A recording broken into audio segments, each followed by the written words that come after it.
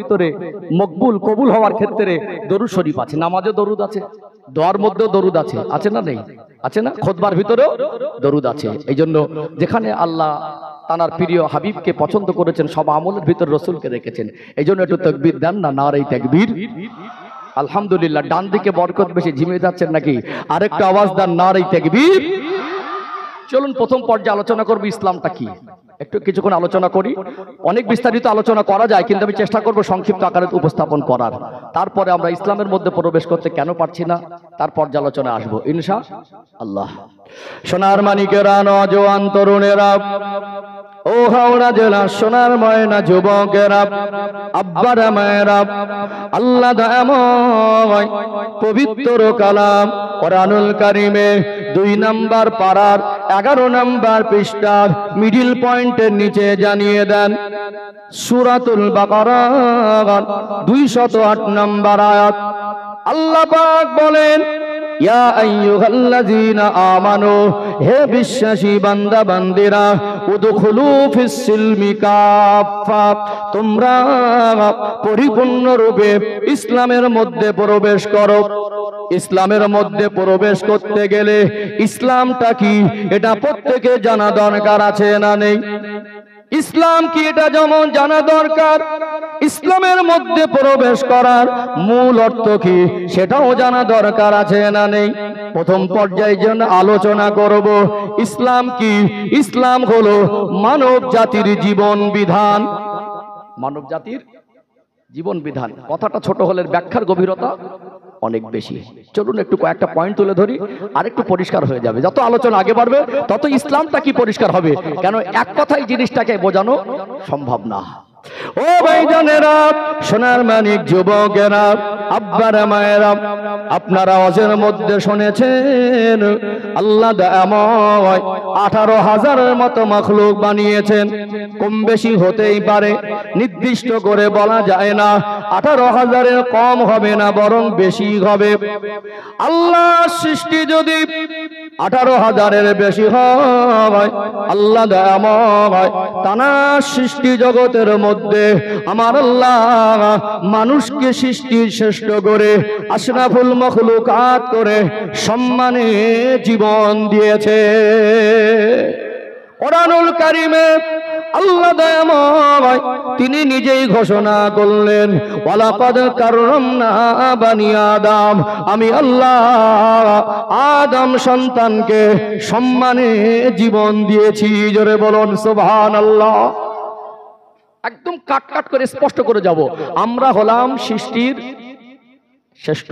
আমরা হলাম সৃষ্টির শ্রেষ্ঠ। ফারিস্তা আল্লাহর একটা সৃষ্টি, নূরের তৈরি।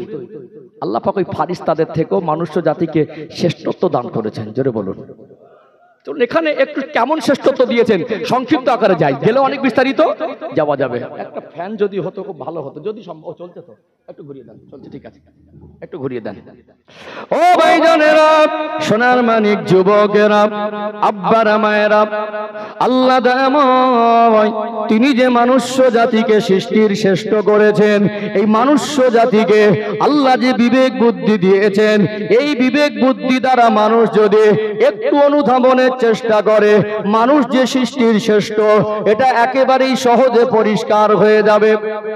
চলুন কয়েকটা পয়েন্ট উপস্থাপন করি। দুনিয়াতে আমরা মানুষ, আল্লাহর কথা অনুযায়ী আমরা হলাম সৃষ্টির শ্রেষ্ঠ। একটু ভালো করে খেয়াল করুন, গুরুত্ব দিয়ে শুনবেন। আল্লাহ আমাদেরকে যে কোয়ালিটির বিবেক বুদ্ধি দিয়েছেন, এই কোয়ালিটির বিবেক বুদ্ধি আল্লাহ দয়াময় আল্লাহর কোন মাখলুককে দেয় নাই। দুনিয়ায় কত সৃষ্টিজীব এই দুনিয়ায় বিচরণ করে, আমরা দুনিয়ায় কত গৃহপালিত পশু পাখিকে আমরা লালন পালন করি। মানুষ ব্যতীত একটা প্রাণী বা একটা জীব জন্তুর অথবা আল্লাহর কোন সৃষ্টিজীবকে কি দেখেছেন যে নিজেরা পোশাক পরিধান করে অথবা তারা পোশাকটাকে নিজেরা বানিয়ে পরিধান করতে পারে? মানুষ ব্যতীত একটা প্রাণীকে কি দেখাতে পারবেন? দেখাতে পারবেন? মানুষ ব্যতীত কোন প্রাণীকে কি দেখেছেন যে তারা পোশাক বানিয়ে নিজেরা পোশাকটা পরছে, ইজ্জত আবরুকে ঢাকছে? চোখে পড়েছে কি? তাহলে আল্লাহ আমাদেরকে এমন কোয়ালিটির বিবেক বুদ্ধি দিয়েছেন, আমরা নিজেরা পোশাক বানাতেও পারি, ওই পোশাক দিয়ে আমরা আমাদের ইজ্জত আবরুটাকে ঢাকতে পারি। জোরে বলুন, সৃষ্টির শ্রেষ্ঠ না? সৃষ্টির শ্রেষ্ঠ না? ও ভাইজানেরা, সোনার মানিক যুবকেরা, আব্বারা মায়েরা, চলুন আর একটা পয়েন্ট তুলে ধরে আর একটু পরিষ্কার হয়ে যাবে। দুনিয়াতে কত জীবজন্তুর, আল্লাহর কত সৃষ্টি জীব, আল্লাহর কত মাখলুককে দেখবেন, তারা আমাদের মতো খায়, আমাদের মতো তাদেরও ঘুমের প্রয়োজন পড়ে, আমরাও খাই ঘুমাই। একটা সময় প্রাকৃতিক একটা সিস্টেম আল্লাহ আমাদের সৃষ্টিগত বৈশিষ্ট্য দিয়েছেন, আমাদের পেশাব পায়খানার প্রয়োজন হয় কি হয় না? দুনিয়াতে মানুষ ব্যতীত অন্য কোন জীবজন্তুর প্রাণীকে কি দেখাতে পারবেন পেশাব পায়খানা করার পরে তারা ধৌত করে পবিত্রতা অর্জন করতে পারে? দেখাতে পারবেন? পোশাক বানিয়ে তারা পরে, এরকম মাখলুক আপনার নলেজে নেই। আছে কি? দেখেননি? দুনিয়া যা আছে দেখেননি? এবং তারা পেশাব পায়খানা করে যে ধৌত করে পরিষ্কার পরিচ্ছন্নতা অর্জন করতে পারে, পবিত্রতা, সেইটুকু নজরে আসে না। কখনো একটা পশু আর একটা পশুর পেশাবও খায়, খায় না? কিন্তু আল্লাহ আমাদেরকে সেই বিবেক বুদ্ধি, সেই কোয়ালিটি, সেই বৈশিষ্ট্য দিয়েছেন, আমাদের পেশাব পায়খানা পরে আমরা ওই নোংরা জিনিস থেকে নিজেরা ধৌত করে স্বচ্ছতার পবিত্রতা অর্জন করতে পারি। আল্লাহ কেমন ভাবে আমাদের ভিতরে গুণগুলো শ্রেষ্ঠ দিয়েছেন দেখুন। ও ভাইজানেরা, সোনার মানিক যুবকেরা, আব্বারা মায়েরা, চলুন সৃষ্টির শ্রেষ্ঠ আর একটা দৃষ্টান্ত তুলে ধরি, আর একটা পয়েন্ট তুলে ধরি। ধাপে ধাপে যতটা আগে বাড়ব আলোচনা আরো বেশি পরিষ্কার হবে। কোরআনুল কারীমে 30 নম্বর পারাগ্রাফ, সূরার নাম হলো সূরাতুত তিন। আল্লাহ পাক সূরাতুত তিনের 4 নম্বর আয়াতে বলেন, লাকাদ খলাকনাল ইনসানা ফি আহসানি তাকওয়িম। আমি আল্লাহ মানুষকে অতি সুন্দর অবয়বে বানিয়েছি। জোরে বলুন সুবহানাল্লাহ। মাথার তালু থেকে পায়ের তলা পর্যন্ত আমাদের শারীরিক গঠনকে, আমাদের অবয়বকে আল্লাহ সুন্দর করেছেন। দুনিয়ায় কত বুদ্ধিমান বুদ্ধিজীবী বেরিয়েছে, একটুখানি নিজের শারীরিক গঠন নিয়ে যদি ভাবি, আল্লাহর কোরআনের আয়াতের প্রত্যেকটা সেন্টেন্স, প্রত্যেকটা বাক্য, প্রত্যেকটা শব্দ আদ এত দামি, এগুলো নিয়ে মানুষ একটু বোঝার চেষ্টা করে না। আল্লাহ কেমন সুন্দর করে অবয়ব সাজালেন। চোখের জায়গায় চোখ, নাকের জায়গায় নাক, কানের জায়গায় কান, হাতের জায়গায় হাত, পায়ের জায়গায় পা। আল্লাহ পাক যদি আমাদের অঙ্গ প্রত্যঙ্গের একটু উলটপালট করে সাজিয়ে দিতেন, জীবনটার একটু কঠিন হয়ে যেত কি যেত না? চোখটা কোথায়? চেহারার মধ্যে না, উপরে। যদি চোখটা আল্লাহ পায়ের গোড়ালির নিচে দিতেন, ধুলোবালিতে কি হতো? চাষবাসের কাজে কি হতো? কথা মনে বুঝতে পারছেন না? আল্লাহ সৃষ্টিজীব, আমরা সৃষ্টির শ্রেষ্ঠ। আল্লাহ আমাদের বোঝালেন, আমি আল্লাহ তোমাদেরকে সৃষ্টির শ্রেষ্ঠ করেছি। জোরে বলুন। চলুন আরেকটা তত্ত্ব তুলে ধরি, যেগুলো আমাদের এই কোরআনের কথা, তো শুধুমাত্র আমরা যারা বসে আছি আমাদের জন্য নয়, পৃথিবীতে যত বড় বুদ্ধিমান মনে করুক তার জন্য। আল্লাহর কোরআনুল কারীম এমন এক কিতাব, এমন এক বাণী, এই বাণী যদি মানুষের দ্বারে পৌঁছে দেওয়া যায়, সে মানুষ যতই কঠোর হোক, যতই হিংস্র হোক, এর একটা আকর্ষণ আছে, এর একটা পাওয়ার আছে। আল্লাহ পাক হৃদয়টাকে বিগলিত নরম করে দেন। জোরে বলুন। আবু জেহেল যদিও ঈমান আনেনি, কিন্তু কোরআনের বাণীতে আকর্ষিত হয়েছিল। আছে না নেই? আছে না নেই? আছে না? কারণ আমরা আমাদের বানানো কথা বলার জন্য এখানে বসিনি। ইসলামের ভিতরে মানুষের বানানো কোনো কথা নেই। আমি তো সবে শুরু করেছি, যতটা আগে যাব ততটা পরিষ্কার হবে ইনশাআল্লাহ। আলোচনাকে বুঝতে পারছেন? ও ভাইজানেরা, সোনার মানিক যুবকেরা, আব্বারা মায়েরা, চলুন আর একটা পয়েন্ট তুলে ধরে আর একটু অবাক হয়ে যাবেন। দুনিয়াতে আল্লাহ দয়াময় আমাদেরকে সৃষ্টি শ্রেষ্ঠ করেছেন, আশরাফুল মাখলুকাত করেছেন। মনুষ্য জাতি জীবনের একটা বৈশিষ্ট্য হলো আল্লাহ দয়াময় তাদেরকে নির্দিষ্ট একটা সময়ে আমার আল্লাহ যৌবন জীবন দান করেন। প্রেসার কম দিচ্ছে মাইকম্যান ভাই, একটুখানি আপনি ওই গেনটাকে বাড়ান না, কথাটা যেন টানছে না, মুখ থেকে চেপে দিচ্ছি তাও টানছে না। একটু এই মিক্সারে গেনটা বাড়িয়ে দাও না ভাই আসিফ ভাই, আসছে? সাউন্ডের সঙ্গে না একটা অজের একটা মেজাজ ঠিক থাকে, বুঝলেন? এটা একটা ভাইটাল একটা ব্যাপার। একটু জাস্ট 1 মিনিট সময় নিচ্ছে, অসুবিধা হচ্ছে নাকি? নিজের যুবকেরা, আব্বারা, মায়েরা, চলুন আর একটু পয়েন্ট তুলে ধরে যেটা বলছিলাম, আল্লাহ দয়াময় আমার আপনার জীবনে, মনুষ্য জাতির জীবনে নির্দিষ্ট একটা সময় আমার আল্লাহ যৌবন জীবন দেয় কি দেয় না? এই যৌবন জীবনের স্বচ্ছতার পবিত্রতা যাতে বজায় থাকে, আমার আল্লাহ তামাম কুল কায়নাতের স্রষ্টা, এই জন্য আল্লাহ মহিলা পুরুষ উভয় বানিয়েছেন। কোরআনুল কারীম আল্লাহ পাক সূরাতুন নাবার মধ্যে বলেন, ওয়া খালাকনাকুম আজওয়াজা, আমি আল্লাহ প্রত্যেকটা বস্তুকে জোড়ায় জোড়ায় বানিয়েছি। আমার আল্লাহ এই যৌবন জীবনের যাতে পবিত্রতা বজায় থাকে, এই জন্য বিবাহ বন্ধনে আবদ্ধের মতো উত্তম সিস্টেম দিয়েছেন। যদি বিবাহ বন্ধনে আবদ্ধ সিস্টেম আল্লাহ না দিতেন, মানুষের জীবনের যৌবন জীবনের পবিত্রতা বলে কিছু থাকতো না। থাকতো কি? আর একটা জিনিস ভাববেন, যদি আল্লাহ এই সিস্টেম না দিতেন বিবাহ বন্ধন আবদ্ধের পদ্ধতি, তাহলে পৃথিবীতে গোটা সিস্টেমটা ওলটপালট হয়ে যেত। কে কাকে বাবা বলতো, আর কার সন্তান কার সম্পদে গিয়ে ভাগ বসাতো, এটা নির্ণয় করা পৃথিবীবাসীর কাছে কঠিন হয়ে যেত। আমার কথা মনে বুঝতে পারেন? যদি যৌবন জীবনের যৌন ক্ষুধাটাই যদি তার মেটানোর জন্য সিস্টেম পদ্ধতি না থাকতো, তাহলে যার কাছে ইচ্ছা যে যার মতো চলতো, তাহলে সন্তানগুলো যা হতো, আসলে ওর বাপকে আর কার সম্পদে গিয়ে ভাগ বসাবে, এটাই ওলট পালট হয়ে যেত। যেত না? ওলট পালট হয়ে যেত। আল্লাহ সিস্টেম দেখুন, অখলাকনাকুম আজওয়াজা, আল্লাহ বলছেন আমি এই জন্য প্রত্যেকটা বস্তুকে জোড়ায় জোড়ায় বানিয়েছি, যাতে আমাদের এই যৌবন জীবনের পবিত্রতাটা বজায় থাকে। যৌবন জীবনের পবিত্রতা যাতে বজায় থাকে। আমরা হলাম সৃষ্টির শ্রেষ্ঠ। চলুন আরেকটু মানে সাধারণ একটু ব্যাখ্যা, আর একটা পয়েন্ট তুলে ধরে আর একটু পরিষ্কার হয়ে যাবে ইনশাআল্লাহ। ও ভাইজানেরা, হাওড়া জেলার সোনার মানিক যুবকেরা, আব্বারা, মায়েরা, আজকে আমাদের ভারতবর্ষের নাগরিকদের একটা ডকুমেন্ট হলো আধার কার্ড। বায়োমেট্রিক আপডেট করতে হয়। আল্লাহ দয়াময় লক্ষ লক্ষ কোটি কোটি মানুষকে বানালেন। বড় আশ্চর্যের ব্যাপার, পৃথিবীতে জনসংখ্যা যত, তার থেকে তাদের হাতের আর পায়ের আঙুলের সংখ্যা 20 গুণ বেশি। হাতের আর পায়ের আঙুলের সংখ্যা আল্লাহ কত নিখুঁত করে বানালেন। পৃথিবীতে কোটি কোটি মানুষের মধ্যে কারো চেহারার সঙ্গে কারো চেহারার মিল নেই। কখনো সন্তান ভূমিষ্ঠ হয়, টুইনস বা যমজ বলা হয়। দূর থেকে দেখলে একই রকম মনে হলেও খুব ভালো করে যদি খেয়াল করা যায়, কিছু না কিছু পার্থক্য আছে না নেই?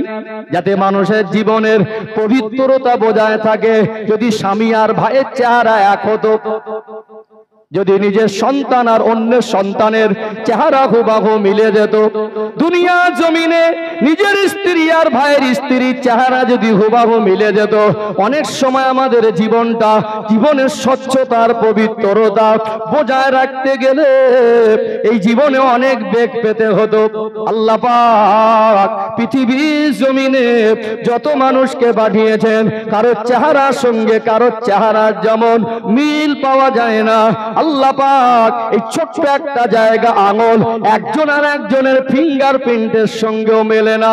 আল্লাহ দয়াময় এই জন্য কোরআনুল কারীমে বলেন, ওয়ালাকাদ কাররামনা বানি আদম, আমি আল্লাহ মনুষ্য জাতিকে আশরাফুল মাখলুকাত করে, সৃষ্টি শ্রেষ্ঠ করে সম্মানে জীবন দিয়েছি।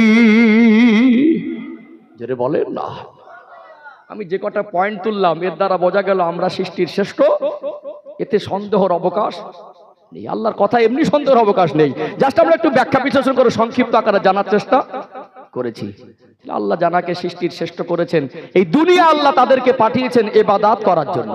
কিসের জন্য? ইবাদত করার জন্য, পরীক্ষা করার জন্য। কোরআনুল কারীমে 29 নম্বর পারা শুরুতে একটি সূরা আছে, সূরার নাম হলো সূরাতুল মুলক। এটা কোরআনুল কারীমের 67 নম্বর সূরা সূরাতুল মুলকের 2 নম্বর আয়াত। আল্লাহ দয়াময় জানিয়ে দেন, আল্লাযী খলাকাল মাউতা ওয়াল হায়াতা লিয়াবলুয়াকুম আইয়ুকুম আহসানু আমালা। আমি আল্লাহ হায়াত আর মওত এই জন্য সৃষ্টি করেছি যাতে মানুষকে দেখতে পারি মানুষ কতটুকু নেক কাজ করে।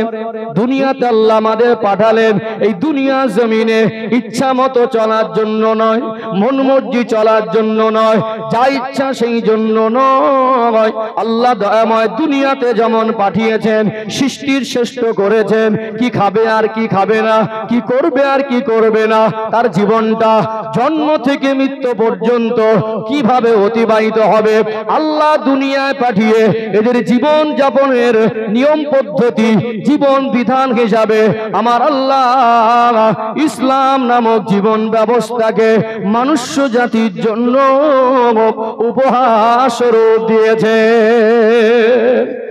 তাহলে মানুষের জন্য ইসলাম নামক জীবন ব্যবস্থাকে উপহার স্বরূপ। ইসলামের মধ্যে একটা মানুষ কিভাবে তার জীবনটাকে জন্ম থেকে মৃত্যু অতিবাহিত করবে, রাজনীতি, অর্থনীতি, সমাজনীতি, রাষ্ট্রনীতি, সামাজিক নীতি, একটা মানুষের জীবনে ব্যবসা, বিজনেস, খাওয়া, ঘুম, ওটা, চলা ফেরা, সর্বরকম সমস্যার সহজ সরল উপযুক্ত সমাধান আল্লাহর পক্ষ থেকে ইসলাম নামক জীবন ব্যবস্থার মধ্যে আল্লাহ দিয়েছেন। জোরে বলুন। কথা বুঝতে পেরেছেন? আলোচনাকে বুঝতে পারছেন? যত আগে আসবো ততটা পরিষ্কার হবে ইনশাআল্লাহ।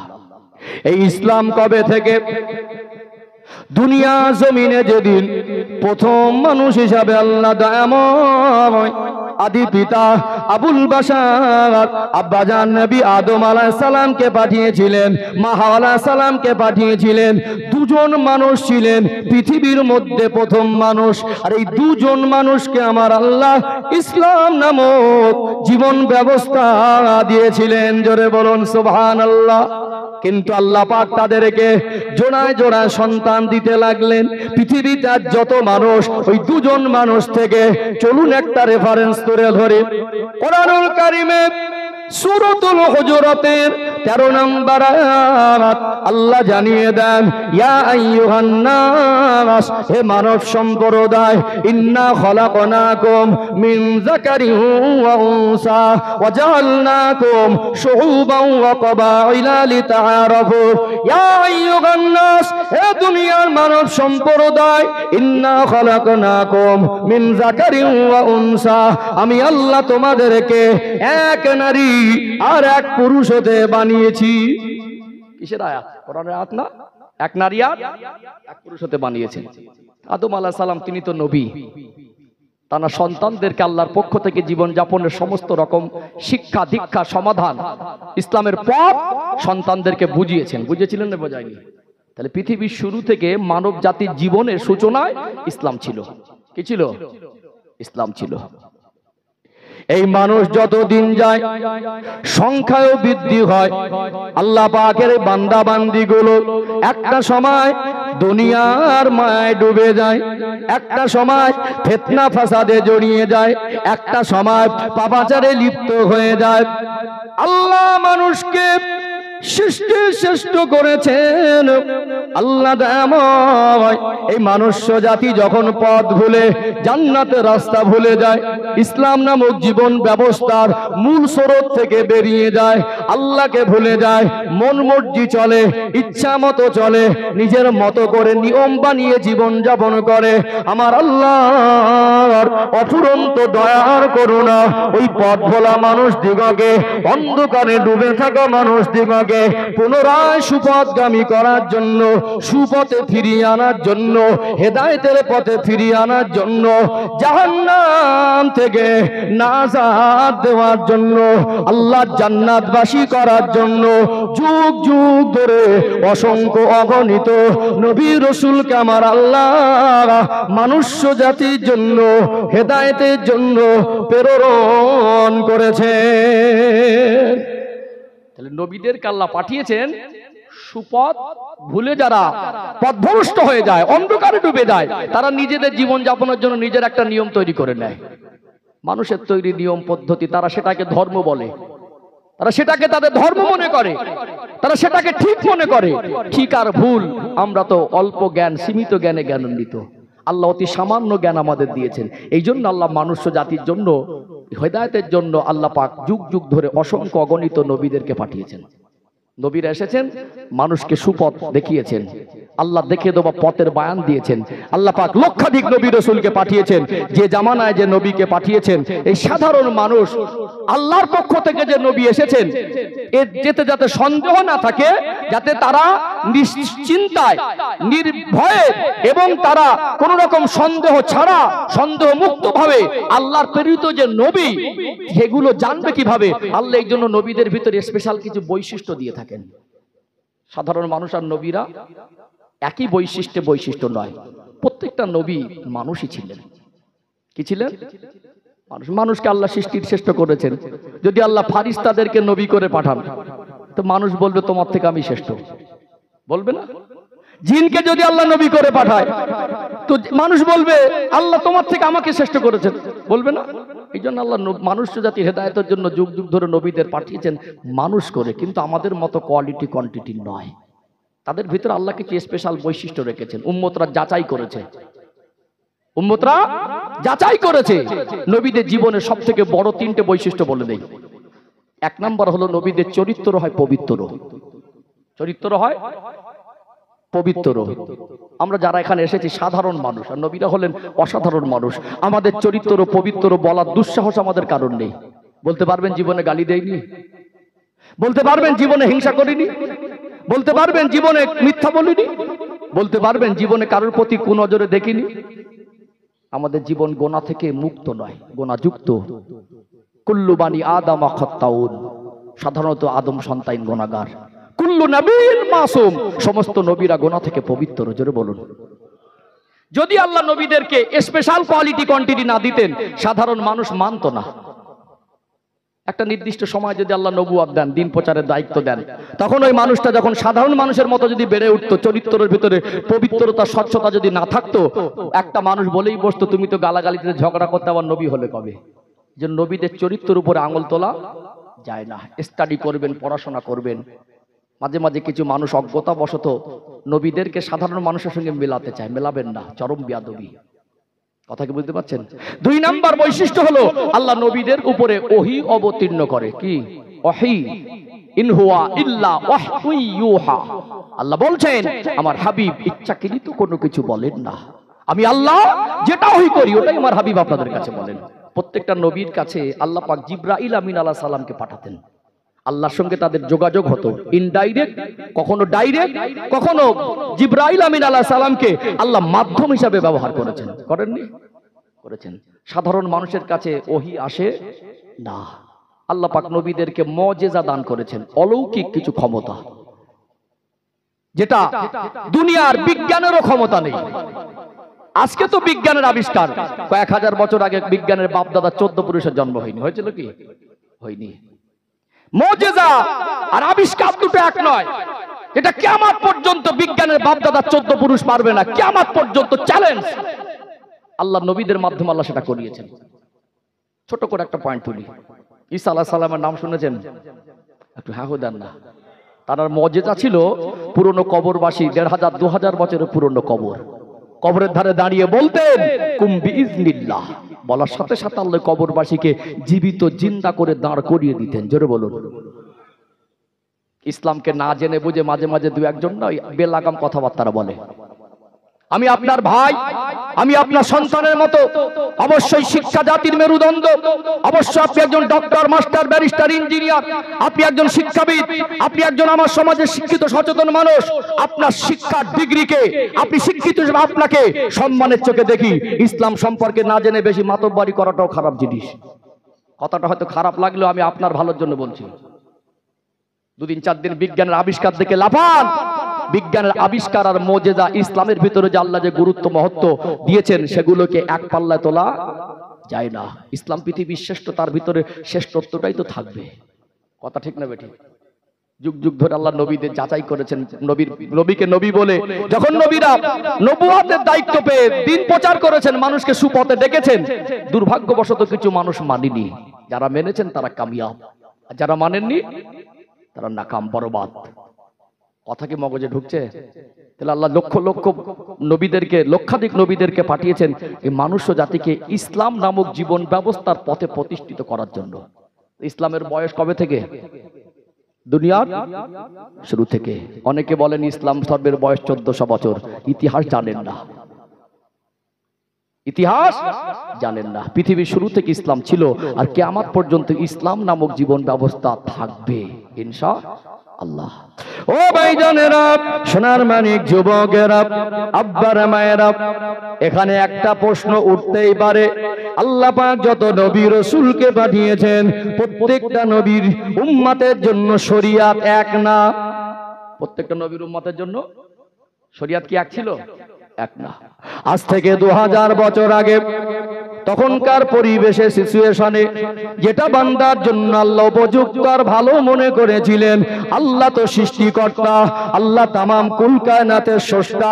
একটা ছোট্ট পিপিলিকা গর্তের মধ্যে কি করে আর তার খাবারের জিম্মাদারিও আমার আল্লাহ নিজে নিয়েছেন। জোরে বলুন সুবহানাল্লাহ। মানুষকে আল্লাহ পাক অনেক বেশি ভালোবাসেন। এই মানুষ্য জাতিকে আমার আল্লাহ হেদায়েত দেওয়ার জন্য যুগ যুগ ধরে যেমন নবীকে পাঠিয়েছেন, যে জামানায় যে নবীকে পাঠিয়েছেন সেই পরিবেশে, সেই সিচুয়েশনে তাদের জন্য যে উপযুক্ত জীবন ব্যবস্থার দরকার ছিল, আল্লাহ সেই সময় সেই মানুষদের জন্য সেই রকম উপযুক্ত জীবন বিধান ইসলাম নামক জীবন ব্যবস্থার মধ্যে দিয়েছিলেন। জোরে বলুন সুবহানাল্লাহ। এক এক করে লক্ষাধিক নবীদের আগমন হলো, আল্লাহর ডাকে সাড়া দিয়ে চলে গেলেন। সমস্ত নবীর পরে আমার আপনার নবী, নূর নবী, দয়ার নবী, মায়ার নবী, রাহমাতাল লিল আলামিন আমার রাসূলকে আমার আল্লাহ तमाम সৃষ্টি জগতের জন্য রহমত স্বরূপ করে, রাহমাতাল লিল আলামিন করে আমার আল্লাহ প্রেরণ করেছেন। জোরে বলুন সুবহানাল্লাহ। জাহেলিয়াতের যুগের ইতিহাস আপনাদের সকলের জানা আছে, যে সময় অন্ধকারে মানুষ ডুবে ছিল, মনুষ্যত্ব বলে কিছু ছিল না, জীবন যাপনের সিস্টেম পদ্ধতি, শান্তি শৃঙ্খলা বলে সমাজের মানুষ বুঝতো না। গোটা মক্কা অশান্তি, লুটপাট, মারামারি, জিনা, ব্যভিচার, জুলুম, অত্যাচার, শান্তি শান্তি বলে শান্তি পায় না। মানুষ পেরেশানিতে, মানুষ অশান্ত জীবন নিয়ে হয়রানিতে। আল্লাহ দয়াময় আজ থেকে 1400 বছর আগে 570 খ্রিস্টাব্দে রবিউল আউয়াল মাস, যদিও 12 তারিখটা নিয়ে মতভেদ আছে, আল্লাহ দয়াময় আমার আপনার নবী, দয়ার নবীকে तमाम সৃষ্টি জগতের জন্য রহমত স্বরূপ করে প্রেরণ করলেন। জোরে বলুন সুবহানাল্লাহ। আল্লাহ নবীর বয়স হয়ে গেল 40 বছর। আল্লাহ পাক আমার নবীকে রমাদানুল মোবারক মাসে লাইলাতুল কদরের রাতে, কার রাতে, জাবাল নূর পাহাড়ের গুহাতে নবী আমার ধ্যানে মশগুল ছিলেন। কোরআনুল কারীমের সূরাতুল আলাকের প্রথম 5টা আয়াত আমার আল্লাহ নাজিল করলেন। আমার রাসূলের উপরে আল্লাহ পাক নবুয়াতের বহিঃপ্রকাশ ঘটালেন।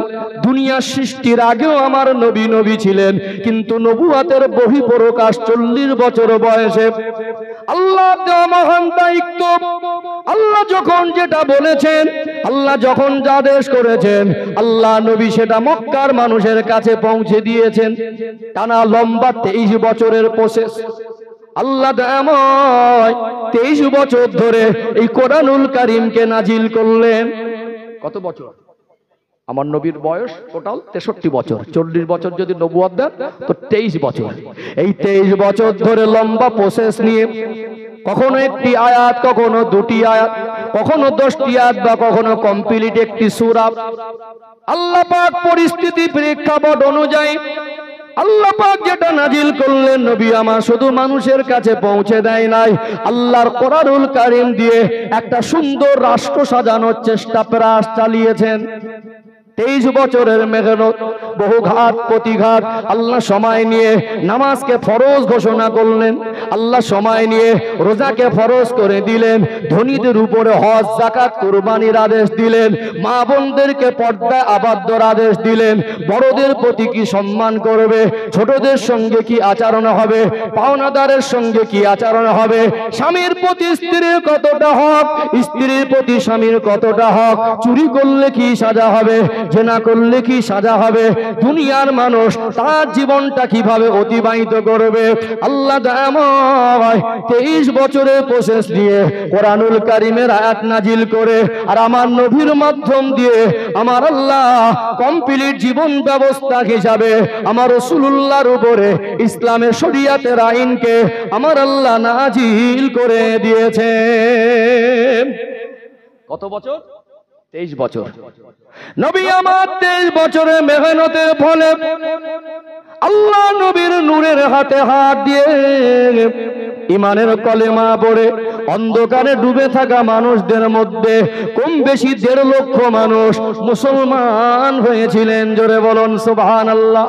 23 বছরের ফলে কতবার যুদ্ধের সম্মুখীন হতে হলো, আল্লাহ নবীকে মার খেতে হলো, আল্লাহ নবীর দন্দন মুবারকটা উহুদের ময়দানে শহীদ হয়ে গেল, বহু সাহাবার জান মাল কুরবান হয়ে গেল।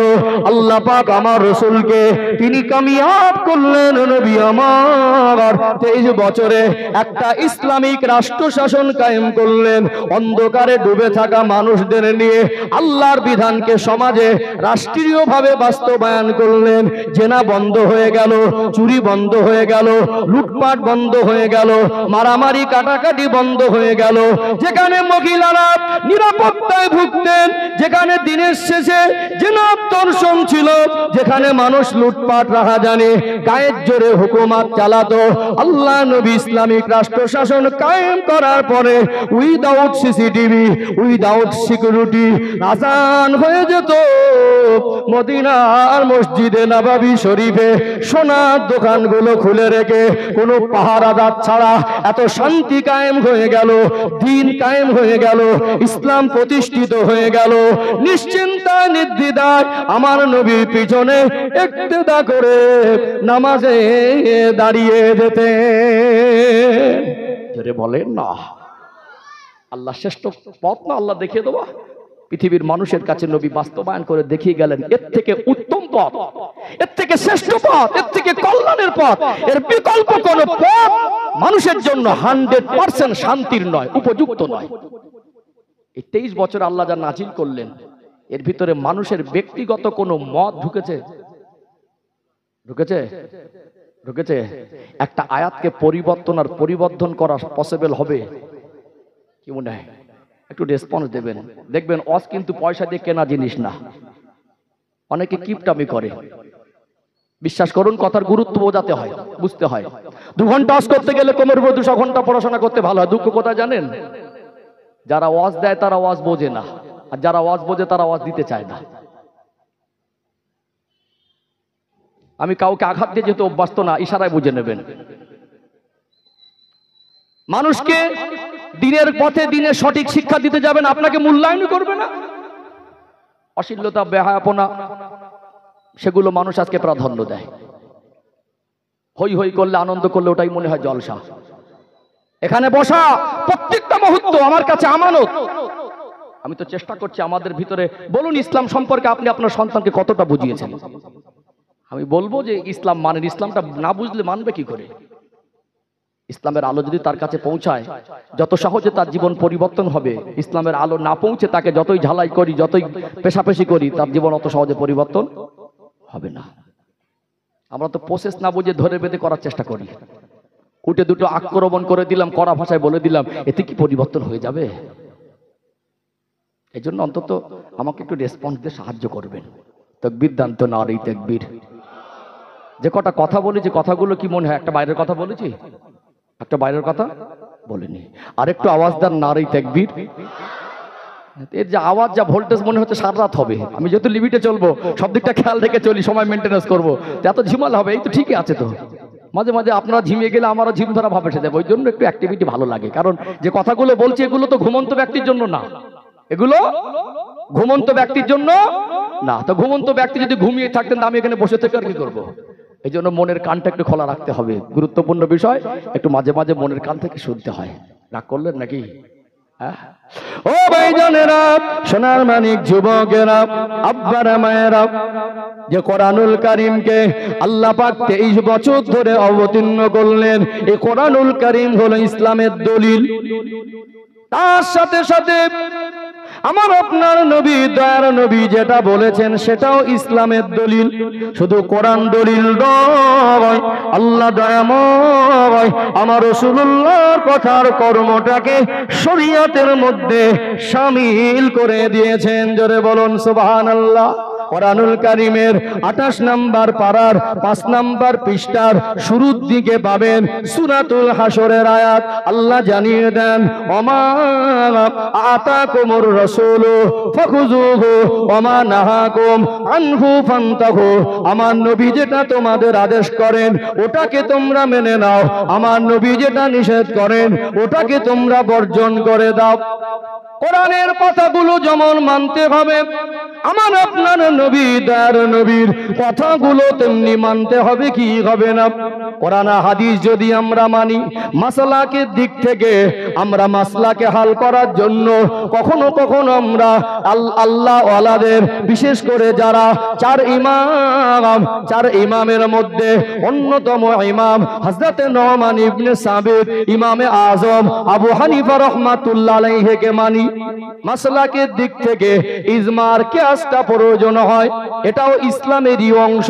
যদি ইজমার কিয়াস করা হয় সেটা একটা ঘটনা হয়তো পৃথিবীতে কোরআন হাদিসে হুবহু ওই ঘটনা ঘটেনি, সেটা যদি পাওয়া না যায় তাহলে ওই প্রকৃতির ঘটনা যদি নবী বা সাহাবাদের জীবনে ঘটে থাকে, কোরআনে থেকে থাকে, ওই ঘটনার উপরে ভিত্তি করে ঘটনার মীমাংসা করা। কথা বুঝতে পারছেন না?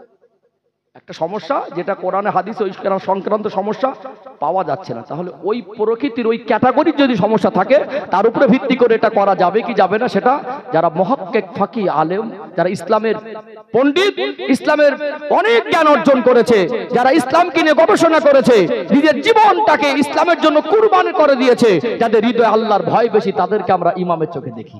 কথা ঠিক না বেঠিক? কিন্তু মূল কিন্তু কোরআন আর হাদিস, মূল হলো কোরআন আর হাদিস। ও ভাইজানেরা, সোনার মানিক যুবকেরা, আব্বারা মায়েরা, আল্লাহর কথাও যেমন শরীয়ত, নবীর কথাটাও শরীয়ত। কেন শরীয়ত? আল্লাহ আমার নবীর কথাটা কোরআনুল কারীমে মানতে বলেছেন না বলেন নাই? আল্লাহ আর একটু ক্লিয়ার করে দিলেন, এ পৃথিবীর মানুষ, হে পৃথিবীবাসী, আমার নবীর কথাটা শরীয়ত, তোমরা কোনদিন আমার নবীর কথায় যেন সন্দেহ না করো। এই জন্য আল্লাহ পাক বলেন, ইন হুয়া ইল্লা ওয়াহয়ু ইউহা, আমার নবী যা তোমাদেরকে বলেছেন ইচ্ছাকৃত বলেন নাই। আমি আল্লাহ যেটা ওহী করেছি, আমি আল্লাহ যেটা আদেশ করেছি, আমি আল্লাহ যেটা বলতে বলেছি, আমার নবী সেটা তোমাদেরকে বলেছেন।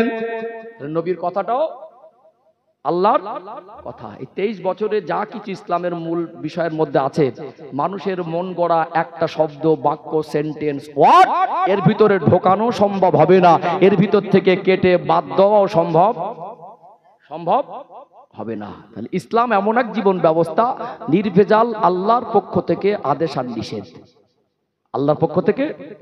এতে মানুষের কোনো ব্যক্তিগত মত নেই, ব্যক্তিগত হুকুমত চলে না। পৃথিবীতে কেউ যদি মনে করে যে ইসলামকে পরিবর্তন করে দেবো, সে পৃথিবীর যত বড়ই মানুষ হোক না কেন, দুনিয়ার মানুষ তাকে ছুঁড়ে ফেলে দেবে। কারোর কি বাবার সাধ্য হবে 5 ওয়াক্ত নামাজকে 6 ওয়াক্ত করে দিতে পারবে? কিয়ামত পর্যন্ত পয়সার বলে, ক্ষমতার বলে, শিক্ষার বলে, রাজত্বের বলে কারোর কি ক্ষমতা হবে রোজাকে কমিয়ে 15 দিন করে দেবে? জান দিয়ে দেবে, ইসলামের আইনকে মানে মিলিন করতে দেবে না। দেবে কি? দেবে না। ও ভাইজানেরা, সোনার মানিক যুবকেরা, আব্বারা মায়েরা, আমার আপনার নবী জীবনে 10ম হিজরিতে একবার হজ করেছিলেন, আর হজ করার সুযোগ আমার নবীর জীবনে হয় নাই। আল্লাহ নবী সে বছরে হজ করা ঘোষণা দেওয়ার পরে মক্কা মদিনা জমিনে সাহাবাদের মধ্যে খুশির জোয়ার বয়ে গেল। হজ জীবনে বেঁচে থাকলে অনেকবারও করা যাবে। রাসূলুল্লাহর সঙ্গী হয়ে হজ আদায় করাটা বড় নসিবের ব্যাপার। আল্লাহ নবী আরাফা ময়দানে জাবালে রহমাত পাহাড়ের পদদেশে নবী আমার জিলহজ মাসের 9 তারিখে লক্ষাধিক সাহাবাকে ভাষণ দিচ্ছিলেন। আল্লাহ নবীর এই ভাষণটা বিদায় হজের শিরোনামে লেখা হলো। অনেক গুরুত্বপূর্ণ কথা আল্লাহ নবী বলেছিলেন। বিদায় হজের ভাষণ প্রেক্ষালে আল্লাহ নবী বলছিলেন, ও আমার সাহাবীরা, আমি রাসূলুল্লাহ তোমাদের মাঝে দুটা জিনিসকে ছেড়ে যাচ্ছি। তারাক্তু ফীকুম আমরাইন, তারাক্তু ফীকুম আমরাইন লান তাদিল্লু মা তামাসসাকতুম বিহিমা কিতাবুল্লাহি ওয়া সুন্নাতু রাসূলি। যতক্ষণ পর্যন্ত এই দুটা জিনিস ছেড়ে যাচ্ছি, একটা হলো আল্লাহর কালাম কোরআনুল কারীম, আর একটা হলো আমি নবীর বাণী হাদিস শরীফ। এই দুটাকে তোমরা ধরে রাখবে, তোমাদেরকে কেউ পথভ্রষ্ট করতে পারবে না। আল্লাহ নবী সেদিন বয়ান দিচ্ছিলেন। ও বয়ানের ব্যাখ্যা গেলে আমার আলোচনার বিষয়বস্তু শেষ হবে না, এই জন্য বিস্তারিত যাবার অবকাশ নেই। এমন সময় আল্লাহর ফেরেশতা হযরত জিবরাইল আমিন আলাইহিস সালাম হাজির হয়ে গেলেন আল্লাহ নবীর উপরে। কোরআনুল কারীমের সর্বশেষ আয়াত আল্লাহ নাজিল করে দিলেন, আল-ইয়াউমা আকমালতু লাকুম দীনাকুম ওয়া আতমামতু আলাইকুম নি'মাতি ওয়া রাদিতু লাকুম ইসলাম দীনা। কোরআনুল কারীমের 6 নম্বর পারা সূরাতুল মায়েদার 3 নম্বর আয়াত আল্লাহ পাক বলেন, আল-ইয়াউমা আকমালতু লাকুম দীনাকুম ওয়া আতমামতু আলাইকুম নি'মাতি ওয়া রাদিতু লাকুমুল ইসলাম দীনা। আজকে আমি আল্লাহ দ্বীনকে কমপ্লিট করে দিলাম। আল-ইয়াউমা আকমালতু লাকুম দীনাকুম, দ্বীনকে কমপ্লিট করে দিলাম। ওয়া আতমামতু আলাইকুম নি'মাতি, আমি আমার নিয়ামতকে পরিপূর্ণ করে দিলাম। ওয়া রাদিতু লাকুমুল ইসলাম দীনা, আমি আল্লাহ ইসলামের উপরে রাজি খুশি সন্তুষ্ট হয়ে গেলাম। যেটা বলেন না, এটা কোরআন শরীফের সর্বশেষ আয়াত। তারা বিশিষ্ট সাহাবী, জ্ঞানী সাহাবী ছিলেন, তারা উপলব্ধি করেছিলেন আল্লাহ দ্বীন কমপ্লিটের ঘোষণা দিয়েছেন, আর আল্লাহ পাক নিয়ামত পরিপূর্ণ করে দিয়েছেন। ইসলাম নামক জীবন ব্যবস্থার উপরে আল্লাহ সন্তুষ্ট হয়ে গেছেন। আর নতুন করে কোনো আইন কানুন ইসলামের মধ্যে আল্লাহর প্রয়োজন মনে করেন নাই। এই কমপ্লিট ইসলাম, এর ভিতরে যা কিছু আদেশ আর নিষেধ নির্ভেজাল আল্লাহর পক্ষ থেকে। এই মানুষকে আল্লাহ সৃষ্টির শ্রেষ্ঠ করে এদের দুনিয়ায় যাতে শান্তিতে থাকতে পারে, সম্মানে মাথা উঁচু করে বাঁচতে পারে, কবর জগতে যাতে শান্তিতে থাকতে পারে, চির শান্তির জায়গা আল্লাহ জান্নাত যাতে হাসিল করতে পারে, এই জন্য আল্লাহ ইসলাম নামক পথ দিয়েছেন। এর বিকল্প কোনো পথ, কোনো ধর্মকে আঘাত করা, ছোট করা, আক্রমণ করা আমার যারা উদ্দেশ্য নয়। আমরা ভারতবাসী জাতি ধর্ম বর্ণ নির্বিশেষে সম্প্রীতির সঙ্গে চলি। আপনার ধর্ম আপনার কাছে, আমারটা আমার কাছে। ধর্ম তার একান্ত ব্যক্তি স্বাধীনতা, কোন ধর্ম পালন করবে সেটা তার ব্যাপার। আপনার ধর্মকে আমি ছোট করার উদ্দেশ্য বলছি না, আমি গর্ব করে বলি ইসলাম ধর্ম কারোর বানানো কথা নয়। ইসলামের ভিতরে কোনো মানুষের কথা নয়, ইসলামের ভিতরে কোনো মানুষের মত চলে না। ইসলাম যে আল্লাহর পক্ষ থেকে নির্ভেজাল ভাবে আল্লাহ আমাদের উপহার দিয়েছেন, ইসলামের ভিতরে কোনো ভেজাল নেই। পৃথিবীতে ইসলাম ব্যতীত যা মানুষ ধর্ম হিসাবে মানে, আজকে তো সোশ্যাল মিডিয়া, আমার যুবকরা সব গুগলের সঙ্গে, চ্যাট জিপিটির সঙ্গে, আর্টিফিশিয়াল ইন্টেলিজেন্স এআই এর সঙ্গে পরিচিত। গুগলে গিয়ে সার্চ করবেন, গোটা বিশ্বে ধর্মের সংখ্যা হলো 3.5 থেকে 4 হাজারের মতো। কতটা? ইসলাম ব্যতীত কোন ধর্ম যে রবের পক্ষ থেকে নির্ভেজাল ভাবে পাঠানো হয়েছে, এটা প্রমাণ করা কিয়ামত পর্যন্ত সম্ভব হবে না। কথা কি বুঝতে পারছেন? আর এই মানুষ কিয়ামত পর্যন্ত যত বেশি ইসলামকে নিয়ে জানবে, মানুষের কাছে পরিষ্কার হয়ে যাবে এটা আল্লাহর পক্ষ থেকে এসেছে। এর প্রসেস, এর পদ্ধতি, প্রত্যেকটা বাক্য, প্রত্যেকটা শব্দ। আল্লাহর নবী 63 বছরের জীবনে একটা কথা অনর্থক নয়, একটা কথা মিথ্যা নয়, একটা কথা অর্থহীন নয়। আল্লাহর কোরআনুল কারীম কিনে আল্লাহ চ্যালেঞ্জ দিলেন, লালিকাল কিতাবু লা রাইবা ফি। ভুল তো দূরের কথা, সন্দেহের অবকাশ পর্যন্ত নেই। জোরে বলুন। এর মতো নির্ভেজাল কিতাব, নির্ভেজাল দ্বীন, নির্ভেজাল ইসলাম, নির্ভেজাল ধর্ম পৃথিবীতে অদ্বিতীয়। এর ভিতরে আর বিকল্প কোনো পথ মানুষের জন্য 100% পারফেক্ট নয়। এই জন্য এখান থেকে অবস্থান পরিষ্কার করি, ইসলাম শুধুমাত্র মুসলমানদের জন্য নয়, ইসলাম মনুষ্য জাতির জন্য। কোরআনুল কারীম শুধু মুসলমানদের ধর্মীয় কিতাব নয়, এটা মানুষের জন্য আল্লাহ পাঠিয়েছেন। আমার নবী শুধু মুসলমানদের নবী নয়, আল্লাহ পাক তার সৃষ্টি জগতের জন্য রহমত করে মানুষের জন্য নবী করে পাঠিয়েছেন। জোরে বলুন। আজকে যত দিন যাচ্ছে গোটা বিশ্বের মধ্যে ইসলামকে নিয়ে যত মানুষ কালি লাগাতে চাইছে, ইসলামের বদনাম করতে চাইছে, ফলটা উল্টো রিয়াকশন হচ্ছে না? हकीकत चुप नहीं सकती बनावट के वसीलों से, खुशबू आ नहीं सकती कागज के फूलों से। हकीकत हकीकत सत्य सत्य आयनार मतो जले। একটা কাগজের ফুল আর একটা আল্লাহ সৃষ্টিগত ন্যাচারাল ফুল, যার ভিতরে আল্লাহ সৃষ্টিগত বৈশিষ্ট্য খুশবু আসে। কাগজের ফুলটাকে দূর থেকে ফুলের মতো মনে হলেও ওর ভিতরে আল্লাহ যে উপাদান রেখেছেন কাগজের ফুলের থেকে সেই খুশবুটা পাওয়া যাবে না। এই জন্য পৃথিবীতে আজ ইসলামকে নিয়ে যত গবেষণা হচ্ছে, বলুন তো ইসলাম ধর্মাবলম্বীর সংখ্যা বাড়ছে না কমছে? জোর করে কাউকে ধরে আনতে হয় না, আর ইসলাম কাউকে জোর করে আসতে বলে না। আজকে গোটা বিশ্বের দিকে তাকিয়ে দেখুন, পশ্চিমার দিকের দেশগুলোতে তাকিয়ে দেখুন, বছরের পরিসংখ্যান সমীক্ষা দেখুন, প্রত্যেক বছরে ইসলামকে নিয়ে যত ষড়যন্ত্র হচ্ছে, আর যারা আজ সাধারণ কোনো মানুষ নয়, একজন ডক্টর, একজন হাই এডুকেটেড পারসন, ডক্টর মুরিস বুকাইলির মতো একজন বিখ্যাত গবেষক, সেও আল্লাহর কোরআন ভুল খুঁজতে এসে নিজের জীবনের ভুলটা শুধরে নিয়ে ইসলামের ছায়াতলে এসেছে। জোরে বলুন। এই জন্য কিছু মানুষ তাদের ভয় হয় ইসলামের সত্যতা মানুষের কাছে প্রকাশ হয়ে গেলে আটকে রেখে বাধা দেওয়া যাবে না। এটা হলো ইসলাম নামক জীবন ব্যবস্থা, নির্ভেজাল আল্লাহর পক্ষ থেকে। আর পৃথিবীতে বাইরে যা আছে সেগুলো রবের পক্ষ থেকে। তামাম কুল কায়নাতে যে স্রষ্টা আছে, এক স্রষ্টা, এক রবকে আল্লাহ বলে মেনেছি, তার কোনো শরীক নেই, কোনো অংশীদার নেই, তিনি ছাড়া আর কোনো সৃষ্টিকর্তা নেই। এই যে সাক্ষ্য দিয়েছে আশহাদু আল্লাহ ইলাহা ইল্লাল্লাহ, অর্থাৎ সেই রবের পক্ষ থেকে এসেছে। ইসলাম ব্যতীত কোনো ধর্মকে 100% রবের পক্ষ থেকে এসেছে প্রমাণ করা কিয়ামত পর্যন্ত সম্ভব নয়। এর বিকল্প কোনো পথে আমাদের প্রকৃত কল্যাণ নেই। এই জন্য আল্লাহ বলছেন উদখুলু ফিস সিলমি কাফা, তোমরা পরিপূর্ণ রূপে ইসলামের মধ্যে প্রবেশ করো। ইসলামের মধ্যে প্রবেশ করো, ইসলামটা বুঝেছেন? আমি খুব সংক্ষিপ্ত আকারে বোঝানোর চেষ্টা করেছি। ইসলাম বিষয়টা বুঝে এসেছে? এর বিকল্প কোনো পথ আমাদের জন্য 100% উপযুক্ত না, আমাদের জন্য ওটা নয়।